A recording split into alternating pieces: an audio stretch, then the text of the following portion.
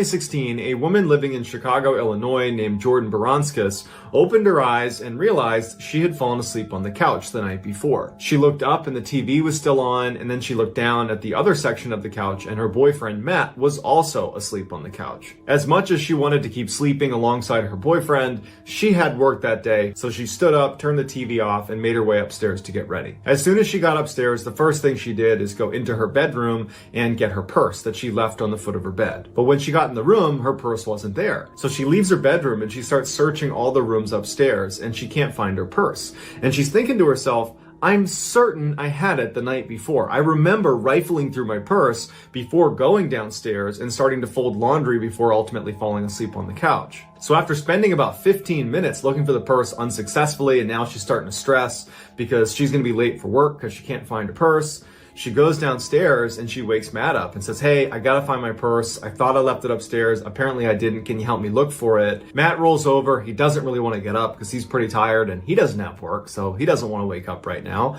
And he says, well, are you sure you didn't leave it at the restaurant last night? I mean, if you already looked, it's probably not here. You want to just give him a call and see if you left it there? Jordan was immediately really annoyed by his reaction because she just wanted him to stand up and help her look for the purse because she had work and he could just go back to sleep.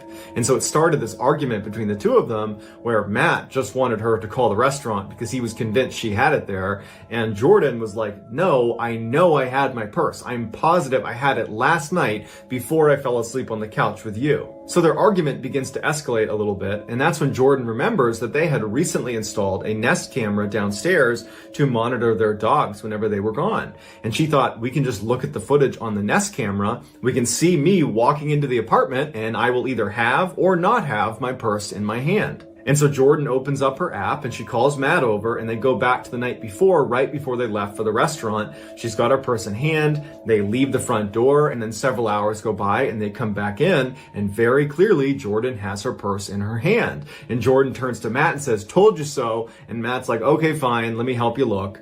And as they're about to put the app down, she realizes on the Nest camera timeline that motion was detected at 3:30 in the morning when they were both clearly asleep on the couch. And so she calls Matt back over and says, here, look, there's motion detected at 3:30 in the morning, and they hit play. After the couple had fallen asleep on the couch with the TV on, a hooded figure emerges from their upstairs hallway and stands at the top of the stairs and just watches the two of them sleep. Before he left, he stole her purse along with a couple of other things from their apartment. And somehow this guy has never been caught and he's been given the nickname Creeper Ghost.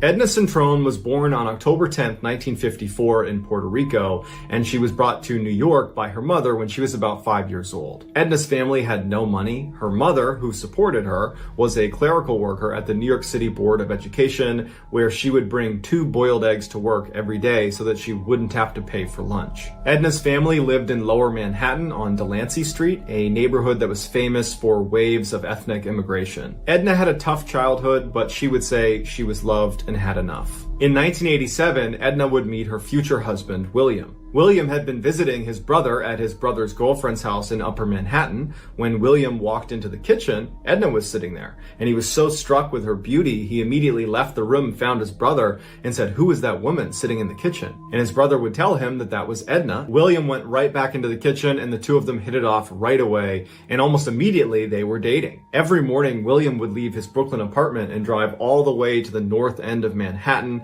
He would pick up Edna and then drive her to Midtown where she worked. And then he would fight traffic to go to his job. So it was just this horrible, horrible morning commute.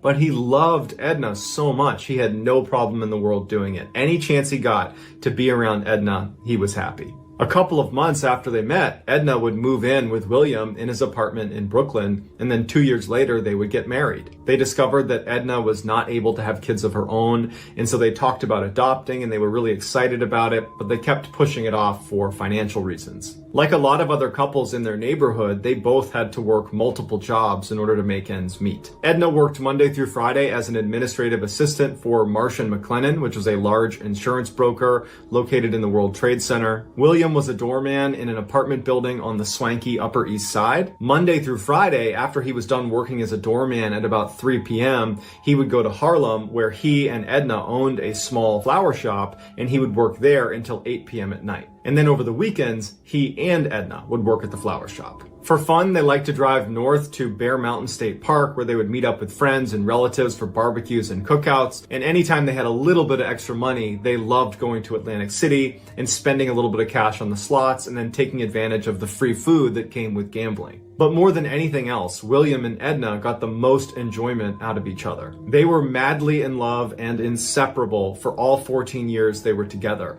That even on their worst days, when they came home and things just weren't right, they would always sit down together and they would eat their favorite ice cream and watch their favorite TV show together. On September 11, 2001, William dropped Edna off at the World Trade Center where she worked. She made her way up to the 93rd floor of the North Tower where Martian McLennan was. She took her seat at her desk and began the day like any other day. At 8:46 a.m. that morning, a plane that had been hijacked by Al-Qaeda terrorists intentionally flew into the North Tower, crashing into floors 93 through 99. Everyone on board the plane and hundreds of people inside the towers where it was struck were killed instantly. Edna survived the initial crash, but she, like everybody else who was at floor 92 and up inside the North Tower on 9/11, were all trapped. Shortly after the crash, a cameraman on the ground was filming the impact site on the side of the World Trade Center, and they inadvertently captured Edna Centrone coming to the edge, clutching onto a metal girder, and she appears to be waving as if she's hoping someone is going to come up here and save her. But of course, there was no way to get to her, and she, like so many others that were trapped inside of the Twin Towers, had to make the terrible choice of waiting for the fire to consume me or jumping out this window. We don't know what her final choice was. However, we do know she was one of the 2,976 people who lost their life during that terrorist attack.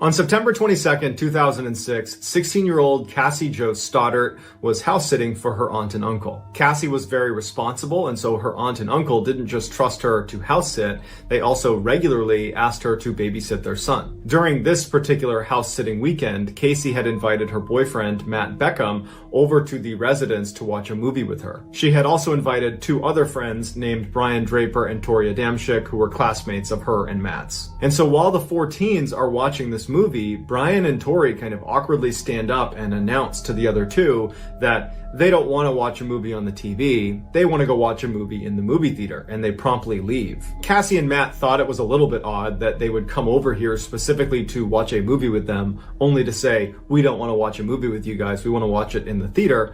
But they didn't think much of it, and they stayed to finish the movie. Unbeknownst to Cassie and Matt, when Brian and Tori left, they actually looped around to the back of the residence and unlocked the basement door so they could quietly re-enter later. Because these boys had been planning to do something absolutely horrible to Cassie, and they planned on doing it that night. Brian and Tori idolized serial killers. When Brian and Tori happened to watch the movie Scream together, which is a popular horror movie where this masked villain sneaks into teenagers' homes and terrorizes them, they decided that that would be the way they gained infamy. They would reenact the murder scenes from the movie Scream, but in real life. Shortly after this revelation, they begin filming themselves as they come up with their big plan of how they're going to break into someone's home and what they're going to do to them. And at some point on camera, they would say that they've identified their first victim, and it's going to be Cassie Jo Stoddart. They just needed to wait for a time when she was going to be alone. And when they found out she was going to be house sitting over that weekend in September for her aunt and uncle,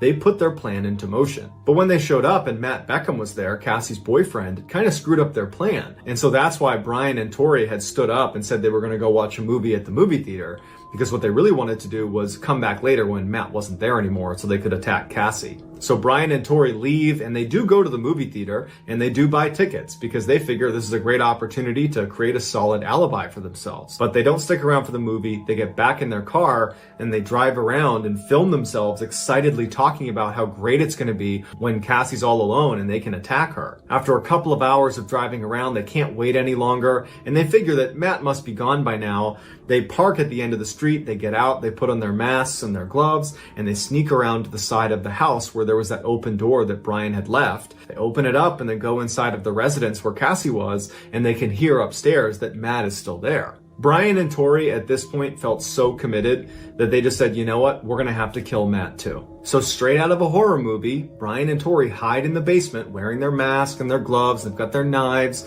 and they start making all this noise to try to get Cassie and Matt to come downstairs to see what's making all the sound. But it doesn't work. They don't come downstairs. So the next thing they do is they go to the circuit breakers and they cut the power to the house, hoping that Matt and Cassie will come downstairs to try to turn it back on. But again, Matt and Cassie stay upstairs. And so Brian and Tori turn the power back on and just continue to make sounds in the basement in hopes that Matt or Cassie, or hopefully both, would come downstairs so they could live out this fantasy. Meanwhile, upstairs, Matt and Cassie hadn't heard any of the sounds going on in the basement, but when the power went out, Cassie got really frightened and she asked Matt would he please stay with her overnight, and so Matt calls his mom and asks if that would be okay, and she says no, but you can invite Cassie over to our house and she can stay with us, and then tomorrow morning I'd be happy to drive her back to her aunt and uncle's house. But at the time the offer was made, the lights had come back on and Cassie had kind of calmed down and said, you know what, Matt, I'm actually just fine. I'm going to stay here. At approximately 10:30 p.m. that night, Brian and Tori could hear Matt's mom showing up,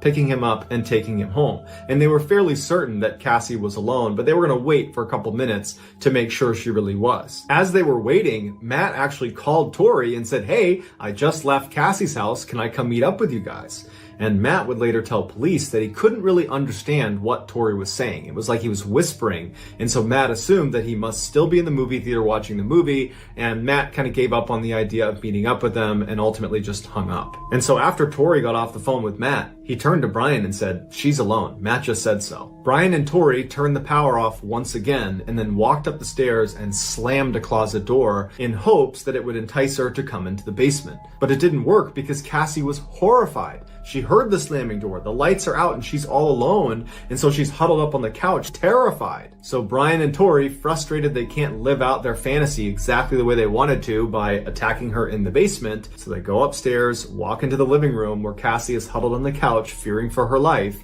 and they proceed to stab their friend to death. After the murder, Brian and Tori ran from the house, got in their car, and the first thing they did is they fired up their video camera and they filmed their excited reaction to ending Cassie's life. Brian and Tori believed they had a solid alibi because they had those movie tickets, but after Cassie's body was discovered just a couple of days later, the police immediately went to Matt Beckham, her boyfriend, and started questioning him, and he immediately said, well, Brian and Tori were the only other two people that were with us that night. The police go to Brian and Tori, and under intense questioning, Brian and Tori would confess to what they had done. They were convicted and given life sentences without the opportunity for parole. Here is some of the video footage that was found on their camera.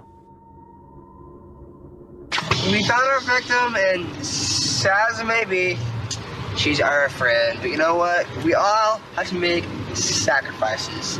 Our first victim is going to be Cassie's daughter. She's going to be alone in a big, dark house out in the middle of nowhere. How perfect can you get? We know there's lots of doors. There's lots of places to hide. I locked the back doors, so it's all locked. Now we just gotta wait. I just killed Cassie. We just left her house. I saw her lifeless body just disappear. Dude, I just killed Cassie.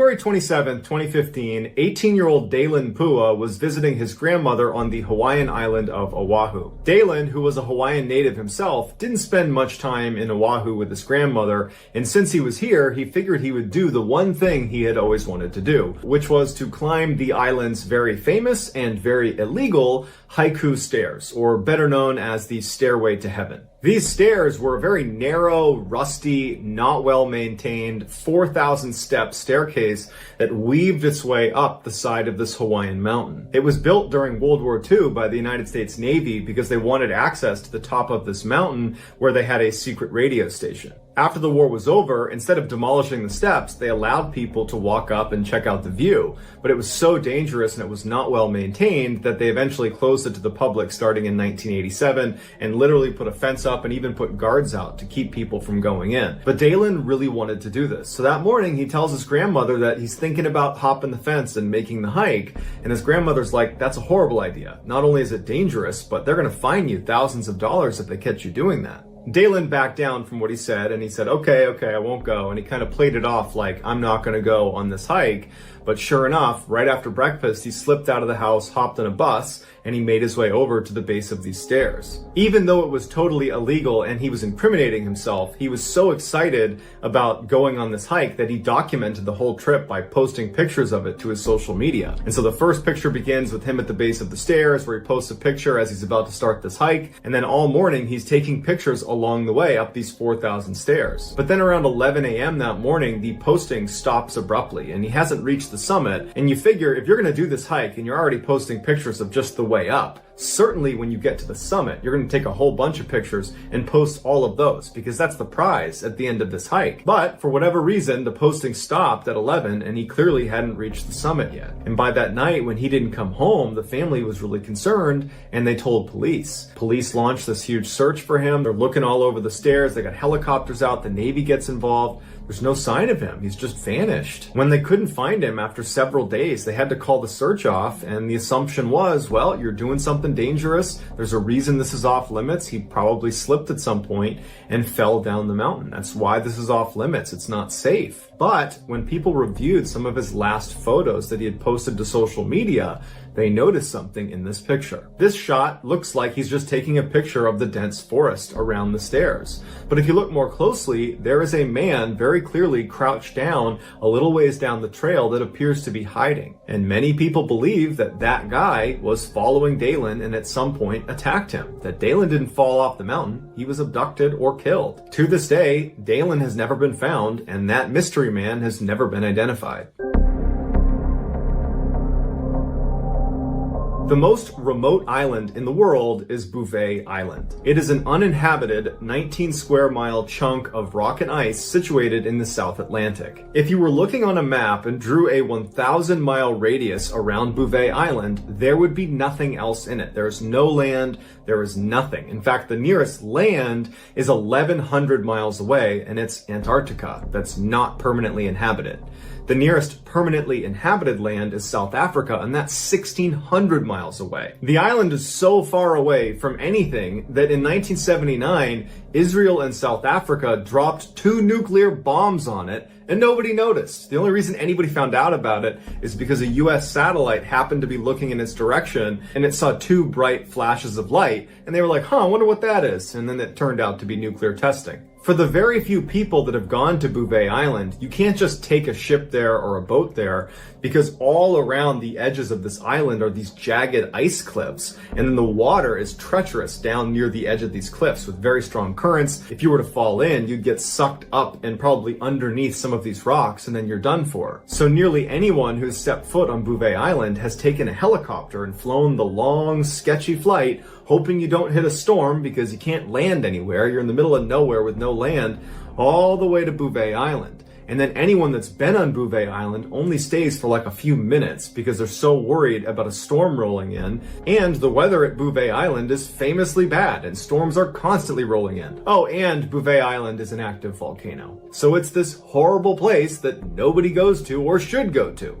But a few people still do. In 1964, British explorer Alan Crawford was sent out to Bouvet Island with a team of scientists to inspect the northwest corner of the island where a recent lava flow had created a shelf that looked like you could potentially build a building on it. And the British wanted to stand up a weather station out there, but they needed someone to go out there and give the green light. So on April 2nd, 1964, Crawford and his crew departed South Africa and began the long helicopter ride. When they finally touched down on Bouvet Island, everybody was on edge because you are in the most remote place in the world, and if anything happens to you, there's no help coming for you. So people were eager to get the work done, survey the area, and get right back on the helicopter and leave. So the team immediately gets to work surveying the site, while Crawford decides to just for a couple minutes to step over the ridge and just look out at the island. He was fascinated with Bouvet Island, and he just wanted to get a better look at it. So he walks up this embankment and he crests the hill and he looks down, and there's this little rocky alcove that he can see the water. It's at this one area of the island where there's a little bit of a beach, and he sees a wooden lifeboat that's kind of half sunken sitting in the shallow waters of this lagoon. He couldn't believe it because he knows it's not theirs because they came in on helicopter. And he's also thinking, like, how could this boat have gotten here at all? The nearest land is 1,100 miles away. So he starts walking down towards the boat and he sees on the beach 2 wooden oars that he assumes go with the boat. Next to them is a flattened copper tank that's used to catch water. And then next to that was a wooden barrel, which also would have been used to store water. He starts looking around the beach for other signs of human life, and there are none. There's no tent, there's no clothes, there's no human remains. He finally gets down to the beach and actually wades out the little ways into the water to actually inspect this lifeboat. And he starts looking for identifying marks or numbers on the boat that might give away where it's from, but there's no significant marking on the boat. It was in pretty good shape, but there was just nothing to give away where it was from. Because Crawford knew they had very little time before they were going to leave the island, he ran back on shore and he looked around on the beach some more. He walked up the hill a ways to get a look down the island to see if there's any sign of human life on this island, but there's none. And so he goes back over to his team and he tells them what he's found. But his team is so focused on getting this survey done and getting the heck out of here that they don't really care about this lifeboat. And they say, you know what, it probably washed up from some shipwreck or something. There's probably some explanation for it. Let's just get this done and get out of here. Crawford feels a little bit frustrated because he's fascinated by what he's just found and he wishes they were too. So he just walks back over the hill and he takes his camera out and he takes a picture of the lifeboat. After that, he hopped in the helicopter, flew back to South Africa, and he showed this picture to his superiors, and he was hoping they would launch some sort of investigation to see who was out there. But much like his team, who didn't care when they were already at Bouvet Island, his superiors, who were thousands of miles away from Bouvet Island, just didn't care very much about some random lifeboat on some random island in the middle of nowhere. But 2 years after Crawford's expedition, another crew was sent out to Bouvet Island to survey the lagoon where this lifeboat was found, and the crew would report that they found the lagoon, but there was no boat, there was no barrel, there was no copper tank, there was no oars, there was nothing. It was as if it was never there. So while we don't know how the boat got there or how it left or who was on the boat and where they went, what we do know is at some point, some poor soul or souls were trapped on the most isolated and wretched island in the entire world.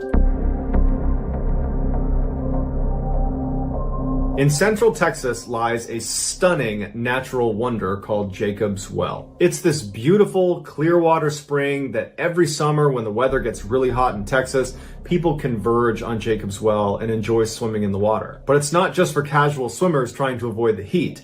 It's for daredevils that strap scuba gear on and dive down through Jacob's Well through a 10-foot wide shaft that leads to one of the most intricate and dangerous underwater cave systems in the world. Jacob's Well is broken up into 4 chambers. As you move from chamber 1 to 2 to 3 to 4, it gets harder and harder to squeeze through the narrow spaces, and each of the chambers gets smaller and they get darker because you're losing sunlight, and they just become overall much more difficult to navigate the deeper you go. Imagine you put on your scuba gear and you hop into Jacob's Well and you start swimming straight down. Now there's going to be what looks like the floor of the well, and then at the center of it is a 10-foot wide shaft that goes straight down. And if you swim down through that, you're going to reach the first chamber, which sits at about 30 feet and goes all the way down to 55 feet. In that first chamber, the sunlight still hits, so there's algae, there's wildlife, and it's where rookie scuba divers will spend their time in Jacob's Well. At the bottom of the first chamber is another shaft opening, but it's more narrow than the very first one you went through. And that shaft, that tunnel, is actually what makes up the second chamber. And it brings you down all the way to 80 feet. So from 55 feet to 80 feet, you are in the second chamber, and it's basically a tube. Any diver that's going to be in Jacob's Well has to be aware when you are in the second chamber on your ascent to not go down the false chimney. The false chimney is this opening that looks exactly like the main exit out of the second chamber into the first chamber, but it's not. It's a dead end that loops around before you hit a wall, and you gotta go all the way back out. So hopefully you have enough air at that point. The second chamber attracts novice scuba divers and intermediate scuba divers. You still have light coming in, but it's definitely more tight, it's more claustrophobic, and because of that false chimney, it's a little bit more hazardous going into the second chamber. If you continue down past the 80-foot mark, which is the bottom of the second chamber, there is a very tight squeeze that you can barely get through with your tanks on, that will bring you into a very small room that is the third chamber. At this point, the sunlight is gone, and there's all the silt and loose gravel inside of the third chamber that if your fin so much as knocks it, it will float into the water and then it will blind you. The third chamber is only from 80 feet to 90 feet, so it's only 10 feet of water. Generally speaking, you only see expert divers going into the third chamber. At the bottom of the third chamber is this heavy metal grate that sits over this tiny little opening, and that is the opening to the infamous fourth and final chamber of Jacob's Well. No one can describe what it looks like inside of the fourth chamber because, one, as soon as you go in there, it's impossible not to kick up a ton of silt, so you're going in blind.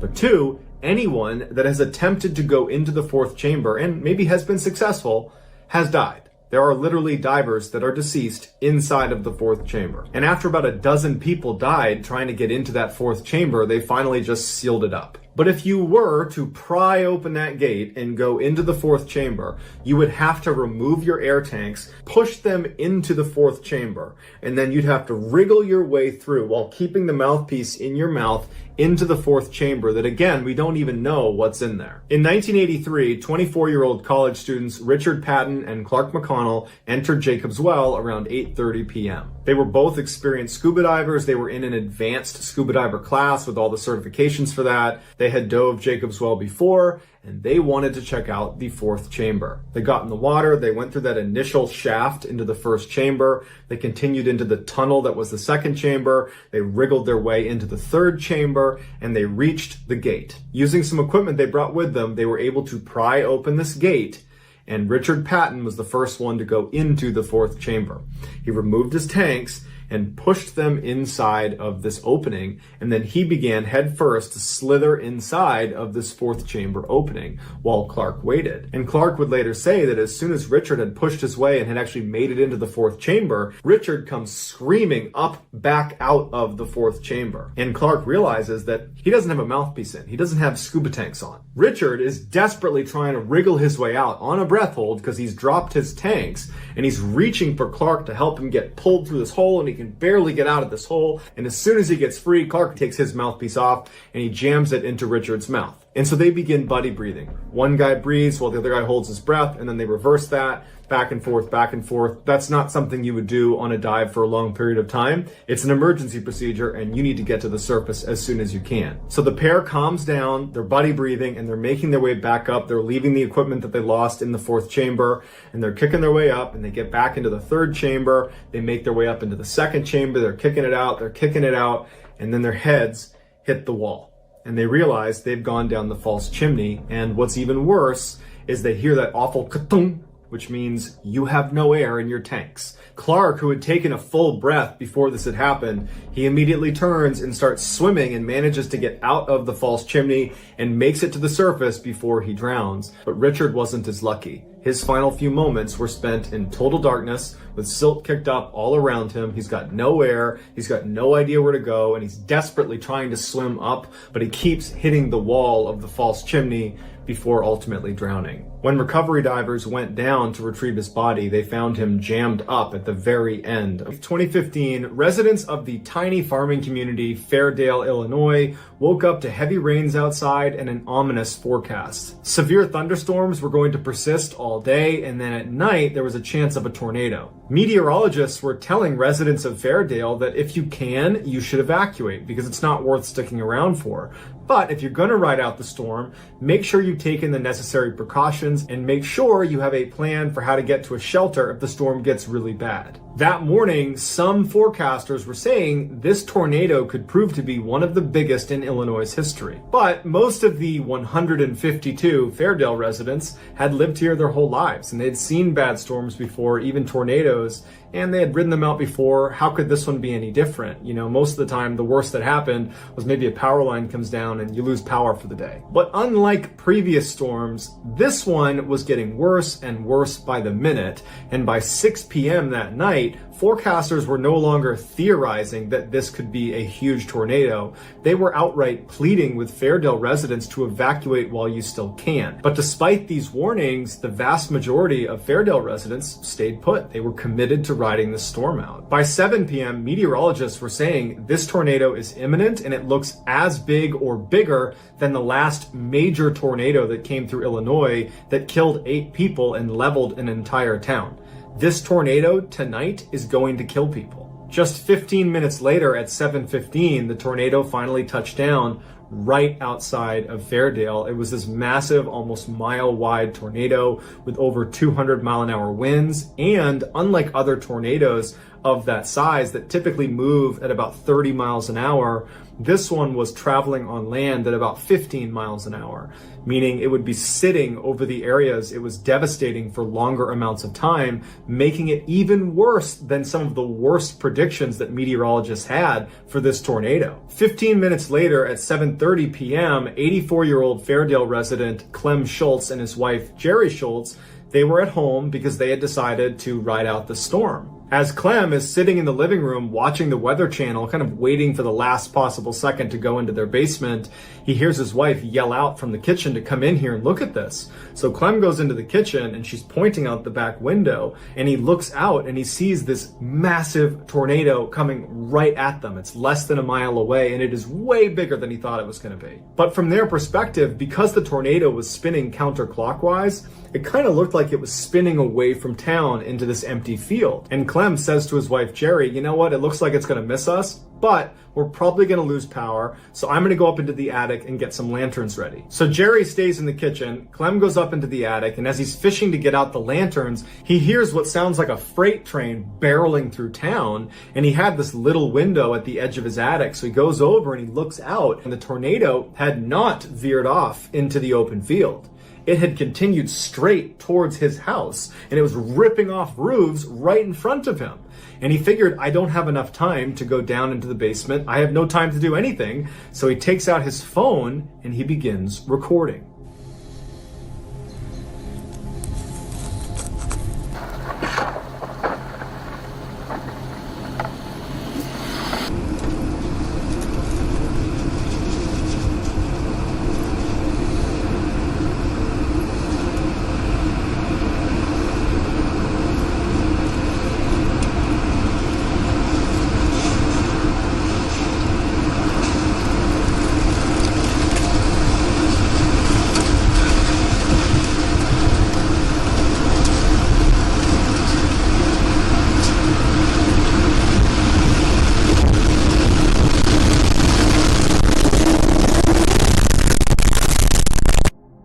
Clem's house, along with all the others in that video, collapsed. And initially, Clem thought he had died because it went totally quiet and it was totally dark. And he actually said out loud, "Am I dead?" But it was the pain in his back from a crushed vertebrae that told him, no, you survived. And he begins to kind of pull himself out of the rubble, and before long, a neighbor is pulling him out. And as soon as he's out of the rubble of his house, he looks around and his whole community is pretty much gone. And as he's standing there kind of bewildered, his neighbor says, "Clem, don't look down."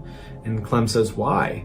And his neighbor says, "Because your wife is under you and she's dead." When the dust had finally settled, not only had Clem's wife been killed, but Clem's neighbor had been killed as well, because the tornado went directly through their 2 houses. That video that Clem shot is now used to educate people on how dangerous tornadoes really are, and how anytime a tornado is coming through your area, never go outside to film it, seek shelter. On Sunday, February 12th, 2017, Abigail Williams was over her best friend, Liberty German's house for a sleepover. Abby and Libby were 13 and 14 respectively. That night, as they're laying in bed, they were looking out the window hoping they saw snowflakes come down because there was apparently this huge storm that was going to roll through the next day, and they were hoping that if it did, school would be canceled the next day. But when they woke up the next morning, it hadn't even snowed. However, they found out that in Delphi, Indiana, where they lived, school had been canceled preemptively in anticipation of this big storm that never really amounted to anything. So the girls got a free day off where they could actually go outside and enjoy it. So the girls start talking about how they're going to spend their extra day off, and Libby suggests, well, why don't we go check out the Monon High Bridge? It was this abandoned bridge that crossed over the stream, and a lot of their classmates would take pictures on it and post it to their social media, and the girls figured this is a great day to go do that. So Libby asks her grandmother, Becky, who was her primary caretaker, if it would be okay if they went for a hike over near this bridge. Becky gives them permission, but with the caveat that they would find their own ride there and back. So Libby convinces her older sister, Kelsey, to give them a ride there, and Libby speaks to her father, Derek, and he says he can pick them up, but he'd only be able to pick them up at a very specific time, which would only give the girls a couple of hours at the bridge, but they thought that was fine and that was plenty of time. So a couple hours later, at about 1:30 in the afternoon, Kelsey drops off the two girls at the start of the trail that's going to bring them to this bridge. We know the girls made it to the bridge because at 2:07 p.m., Libby posted a picture to her social media of Abby walking across the bridge. At 3:11 p.m., Libby's father, Derek, texted her and said, hey, I'm going to be there in a minute. Just want to make sure you guys are there to meet me. And she didn't text Derek back, and Derek would later say that that was pretty unusual for her. At 3:14 p.m., Derek arrives at the meeting spot, and the girls are nowhere to be found. And so Derek tries calling. There's no answer. He texts his daughter, no response. And so he ends up calling Becky, Libby's grandmother, his mother, and says, hey, did the girls contact you and change plans about where I was picking them up or when? And Becky said, no, I haven't heard from them. They said they'd be there at 3. They should be there now. I haven't heard from them. And Derek says he can't get in touch with them. So for the next 10 minutes, Becky and her husband, Mike, Libby's grandfather, just try calling over and over and over again to the girls, but nothing's going through. They can't get them to respond to text messages. So Mike leaves and meets up with Derek in the parking lot, and the two of them begin walking the trail to try to find these girls. At this point, the family's not suspecting foul play. They're thinking, the girls probably got lost, or they lost track of time, or their phones just ran out of batteries, or maybe they did get hurt and they can't move, but it's probably not that serious. They're creating scenarios in their head to rationalize what's happening. But by the time the sun went down at about 5 p.m. and there was still no sign of these girls, they ended up calling the police and officially reporting the girls missing. By 6 p.m. that night, there is this massive search combing the trail looking for these girls, but all night they're looking everywhere with hundreds of searchers and there's no sign of them. The following day, on Tuesday, February 14th, one of the searchers was about a half mile away from the bridge where the girls have been taking those pictures, and they discovered the girls' bodies right next to a creek. The police didn't release their cause of death. However, they said without a doubt this is a homicide, because apparently the scene was incredibly disturbing and had at least 2 or 3 signatures. Signatures are things done to the victims that are above and beyond what is required to end their life. Things like writing on the victims or their body position, or much, much worse. And usually you only see signatures when you're dealing with a serial killer. 3 days after the bodies were discovered, police were able to extract some video from Libby's phone. It turns out when Libby was taking those pictures of Abby on the bridge and had just posted it to social media, apparently this guy had come on the bridge and Libby must have sensed danger and she began filming him. Now, there is apparently a video that starts from the bridge and lasts all the way through the girls' final moments, but the police would release a very small snippet of this recording because it showed who they believe is the killer walking towards them with his hands in his pockets looking down, and he says to them, guys, down the hill. Guys, down the hill. Despite thousands of tips pouring in as soon as this video was made public, they still don't know who this guy is, no arrests have been made, and the case remains unsolved.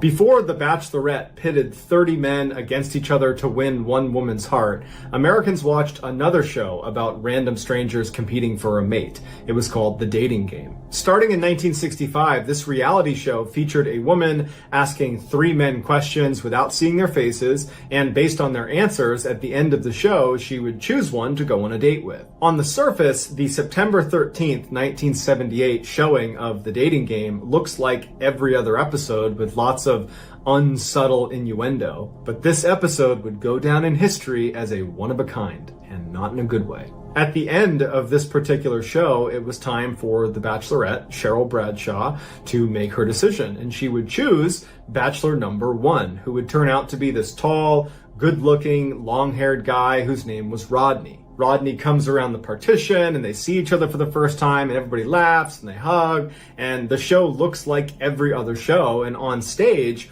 Rodney looks like every other contestant that's ever been on the show. But after the show ended and Cheryl and Rodney went backstage and actually began having a real conversation that was not being filmed, Cheryl would say that Rodney completely changed. He became incredibly creepy and was saying things like, "I always get the girl." And then at some point he says, "Hey, you should come out with me tonight. It'll be a date you'll never forget." And she turns to him and just says, "No thanks." This would turn out to be a really wise decision because Rodney was a horrible, horrible person. Had the show done a background check on Rodney, they would have discovered that he assaulted an 8-year-old and went to jail for 3 years for it and was currently on parole. But even if they had done a background check on Rodney, the check would not have discovered what he did at night. Rodney was shamelessly cocky and self-confident, and unlike a lot of men, he had no issue walking right up to any woman anywhere and flirting with her.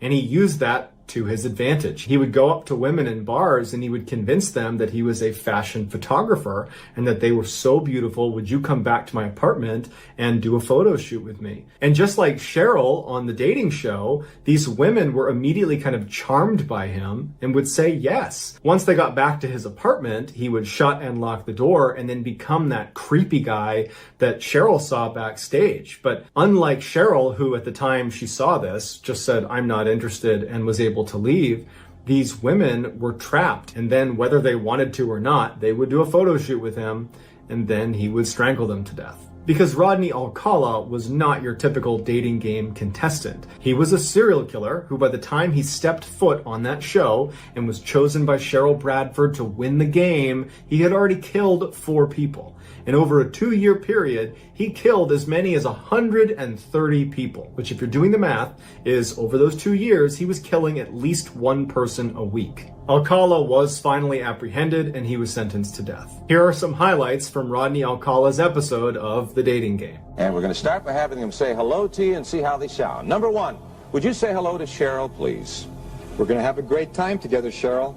Okay, and here we go. Bachelor number 1, Yes. what's your best time? The best time is at night, nighttime, Why do you say that? because that's the only time there is. The only time? What's wrong with morning, afternoon? Well, they're okay, but nighttime's when it really gets good. Bachelor number 1, I am serving you for dinner. Oh, What are you called and what do you look like? I'm called the banana, and I look really good. Can you be a little more descriptive? Peel me.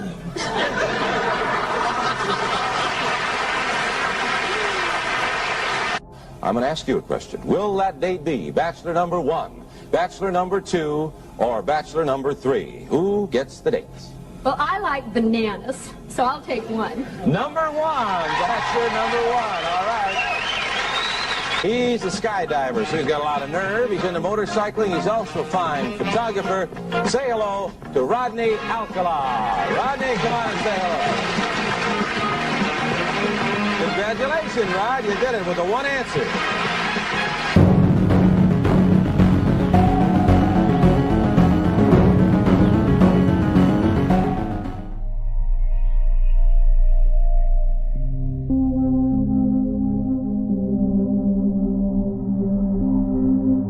Oksana Malaya was born November 4th, 1983, to very poor and alcoholic parents in the Ukraine. In the winter of 1986, when Oksana was only 3 years old, in a drunken stupor, her parents forgot about her outside in the cold of winter. And because she was locked out, instinctively she crawled towards the nearest source of warmth, which was the family's kennel, where a whole bunch of dogs were sleeping. And incredibly, once she crawled inside of this kennel, not only did the dogs allow her to sleep there that night, but they kind of embraced her as one of their own. The next day, Oksana did not go back in the house, and her parents seemingly did not notice her absence. And over the next 5 years, Oksana would stay with this family of dogs, essentially living like she was part of their pack, which meant over those 5 very formative years from ages 3 to 8 years old, Oksana had almost no interaction with humans. Oksana rapidly learned how to behave like a dog and began only walking on all fours. She would bark instead of try to speak, and she would eat raw meat. By the early 90s, Oksana no longer identified as a human. She identified as a dog. And it was in the early 90s when a passerby happened to see Oksana running around on all fours in the back of her house in the woods, and they called the police, wondering what was wrong with this person. The police show up, and Oksana's dog family runs out and starts barking at the police to protect Oksana, and Oksana would start barking ferociously to protect herself from being captured. But eventually the police would use meat to lure the rest of the dogs away so they could retrieve the child. When she was taken into custody, doctors saw that she not only had forgotten how to walk on 2 legs, she also couldn't speak. And doctors were concerned that because she had had almost no exposure to human language for all those formative early years, that she might not actually have the capacity to speak anymore. Oksana was taken to an orphanage where she would eventually learn how to walk on 2 legs, and amazingly, she would learn how to speak. But despite these incredible gains she made towards re-entering society, her experience living with the dogs had really left a mark on her. Although she could speak, she could only speak in monotone with no rhythm and no intonation, and it was actually difficult to follow what she was saying because of that. A psychologist did an assessment of Oksana and determined that her mental capacity was only that of a 6-year-old, despite being a young adult at the time of this assessment. By the time she was 22 years old and had more or less re-entered society, she finally was able to have a boyfriend, and he didn't know much about her past. But when she decided to show him how easy it was for her to run around and bark like a dog, it apparently scared him, and he broke up with her and did not see her again. Today, Oksana lives on a farm taking care of animals, and she was recently interviewed on a Ukrainian talk show where she says she no longer wants to live like or act like a dog, she just wants to be a person. Here is some footage of Oksana Malaya acting like a dog.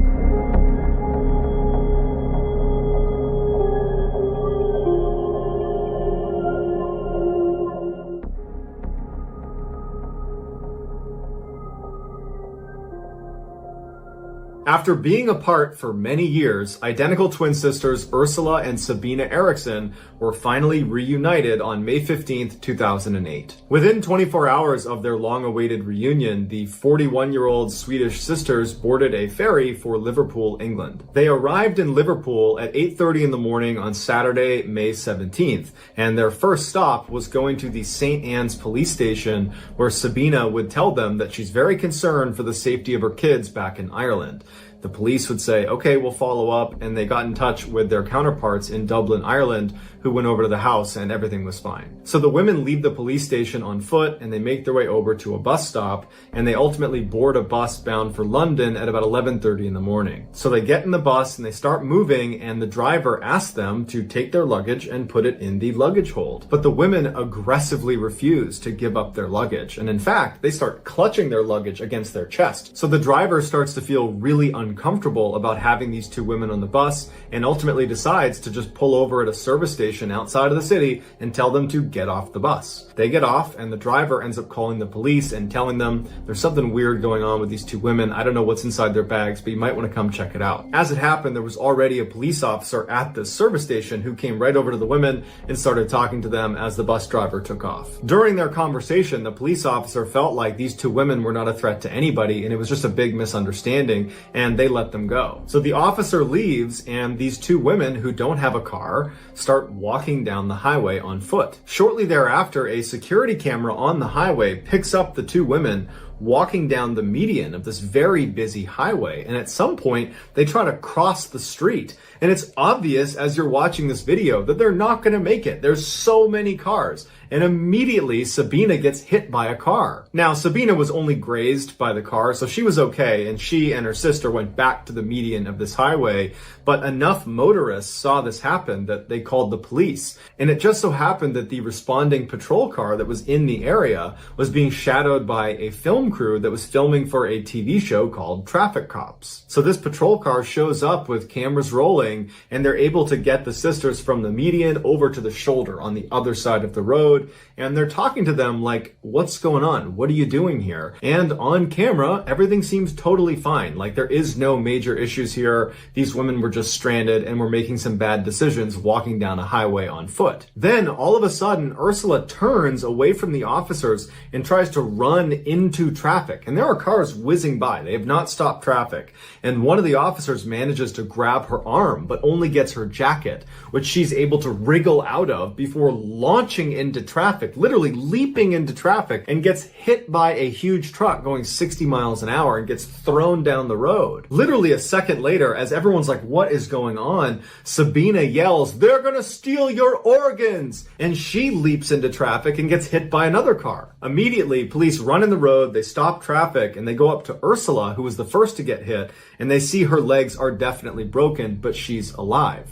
As for Sabina, she was totally unconscious, and they didn't know if she was going to make it. When the paramedics finally show up, Ursula, who has the broken legs, fights to sit up, and they're trying to tell her, like, lay down, you're hurt, you have shattered legs, you're lucky to be alive, lay down.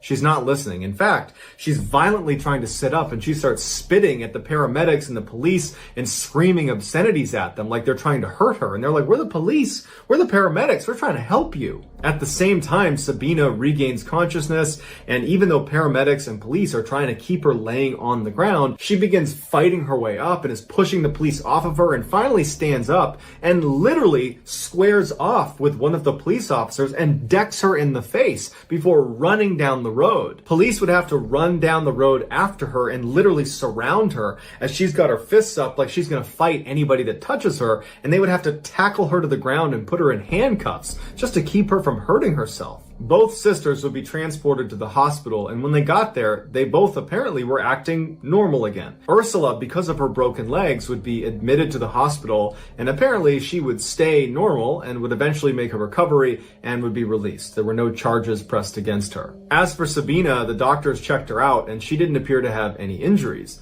So they released her, and she was brought to the police station to be charged for punching the police officer in the face. That day, Sabina would plead guilty to her charges and would be sentenced to 1 day in custody that she served that night. The next day, she was released. So Sabina leaves the police station on foot, and later that night, she's walking down the road when she sees two men walking towards her who were named Glenn and Peter. She stops them and she says, hey, I'm looking for a bed and breakfast. Are there any good ones nearby? And Glenn would say, you know, it's funny, I own a bed and breakfast. You can stay at mine. Initially, Sabina seemed hesitant, like perhaps this was a trap, but ultimately she agrees, and the three of them go back to Glenn's B&B. Once they got there, Sabina apparently was constantly looking out all of the windows, acting very paranoid, and then at one point she offers the men a cigarette, and the men accept, and she hands them their cigarette, and she's about to light their cigarettes when she suddenly snatches them out of their mouths and says, oh, these might be poisoned, and she throws them in the trash. Just before midnight, Peter leaves, and Glenn and Sabina go to sleep in their respective rooms. The next day, Glenn gets up to make tea and food for Sabina, who's downstairs in the kitchen,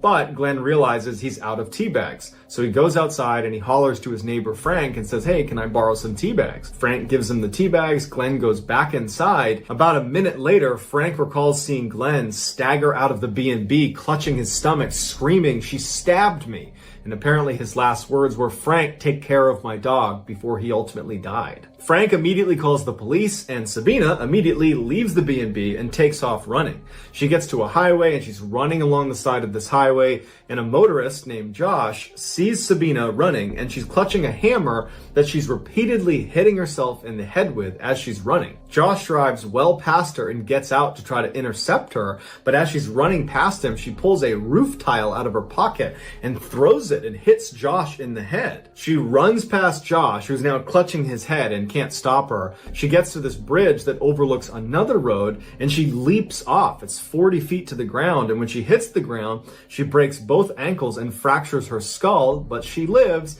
and narrowly escapes being hit by another car. Eventually, police and paramedics are called, who transfer Sabina to a hospital where she once again is acting totally normal. Nothing like the crazy person that killed Glenn or was throwing roof tiles just hours earlier. Sabina would ultimately be arrested for murdering Glenn, and she would plead guilty to manslaughter, but she gave absolutely no explanation of why any of this happened. It was like she didn't understand and was a different person now. The defense claimed that although Sabina certainly killed Glenn, she should have diminished responsibility because she was suffering from a condition known as folie à deux. It's a French term that means madness of two, and basically it only presents itself in identical twins where one twin has a psychotic break and they transmit their insanity to the other twin. And amazingly, the prosecution accepted this claim and they only gave Sabina 5 years for her crimes. Sabina would serve her 5-year sentence and was released in 2011, and to this day is a free woman. Here are some highlights from that film crew that captured Ursula and Sabina acting totally crazy on the side of the highway.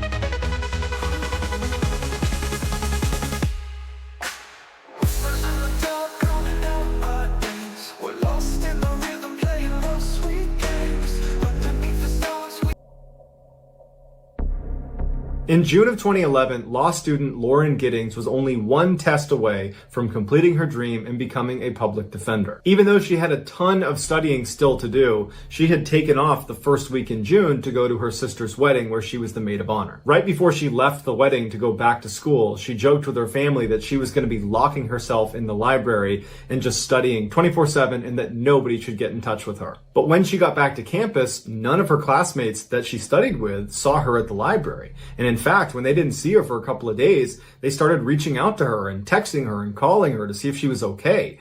But she never picked up, she never wrote back, and so no one knew what was going on with her. One of Lauren's classmates would reach out to Lauren's sister and would ask her, hey, have you talked to your sister at all? Because we haven't seen her. And Lauren's sister would write back and say, oh no, everything is just fine. Lauren told us before she left the wedding that she was going to be locking herself away and just studying 24/7, so I'm sure everything is just fine. But this classmate wasn't convinced because this felt very uncharacteristic of Lauren to not study at the library and then not to pick up any phone calls or text messages. So she would call the police and say, hey, can you please go check on Lauren's apartment because I think something's wrong. So a police officer goes over to Lauren's apartment and knocks on the door. Lauren doesn't answer. They try the door. It's locked. The officer goes outside and looks around the outside of her apartment. There's no broken windows. There's no obvious signs of a break-in. And so the officer leaves and says, I can't do anything else unless you guys file a missing person report. So a couple of days go by and there's still no word from Lauren. And at this point, Lauren's family is now concerned and they do file a missing persons report. So the police go back to Lauren's apartment. They try knocking. She doesn't come to the door. The door is still locked. So they get the owner of the apartment building to open up her door. And when they go inside, Lauren's not in there, and at first, it doesn't seem like anything is wrong until they notice her cell phone, her keys, her purse, and her laptop are all still in there. This made the police think there could be something sinister happening here, and so they went to Lauren's friends and family and they asked, does she have any enemies? Does she have any reason to be fearful for her life? Initially, they said no one would want to harm Lauren. Everybody loves Lauren. But Lauren's sister would say to the police that there was actually one comment Lauren made a year ago that now seemed a little bit more relevant. Lauren had just got back from a vacation and she noticed there were things in her apartment that seemed like they had been moved, like someone else had been here, but no one was supposed to be in her apartment. And so she told her sister, and the two of them talked about it a little bit, but it was quickly forgotten about because there wasn't a reasonable explanation and Lauren was so busy with school, she didn't pursue it. After police have done a thorough investigation of the inside of Lauren's apartment, they move outside of her apartment and begin scanning the exterior of the building, and they make a huge discovery. An officer who was looking in the dumpster noticed this big black trash bag that looked out of place. And when he tried to move it, it was very heavy. And when they opened it, they found a human torso, and it was Lauren's. Right before this discovery was made, a news crew had shown up outside the apartment building and was trying to interview people that lived in the apartment complex because they had been tipped off that somebody who was living here had been missing for over a week, and now police were getting involved. They saw what looked like a resident of the building looking visibly shaken up, watching the police doing their investigation, and they went over to interview him. It would turn out his name was Stephen McDaniel, and he was Lauren's neighbor, and he was a classmate of hers in law school. The interviewer asked Stephen, what was your last interaction with Lauren? And Stephen became really focused on how he had not seen her in the last week. And in fact, speaking on behalf of my other classmates, no one's seen her. She must have just vanished. As they're doing this interview, right on the other side of a bush, this police officer discovers Lauren's torso, and the news kind of gets out to the interviewer, they've found a body. And the interviewer says out loud to Stephen, it looks like they found a body. And Stephen just completely changes and he goes, a body? And then he goes completely silent to the point where the interviewer says, are you okay?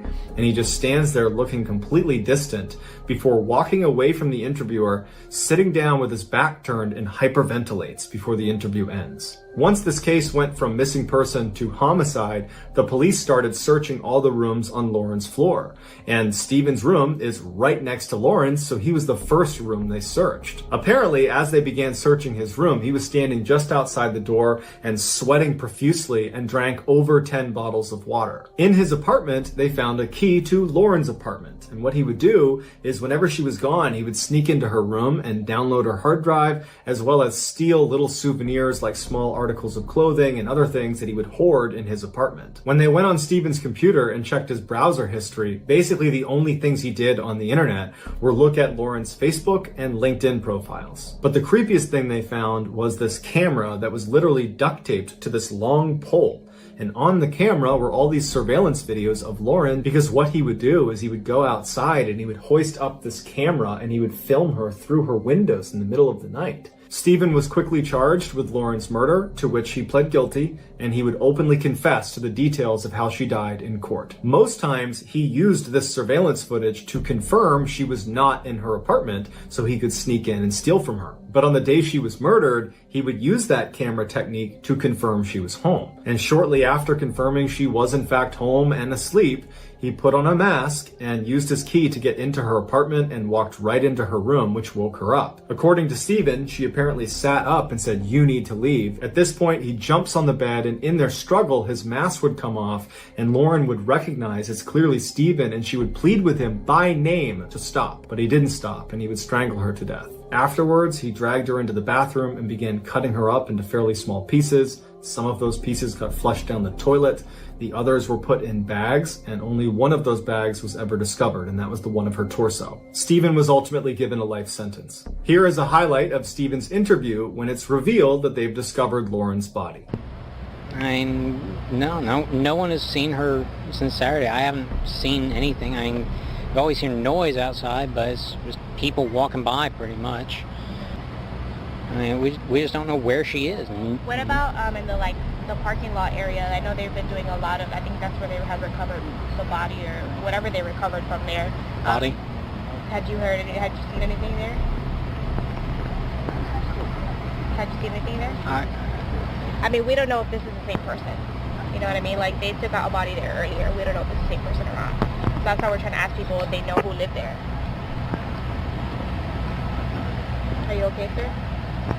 I think I need to sit down. Okay.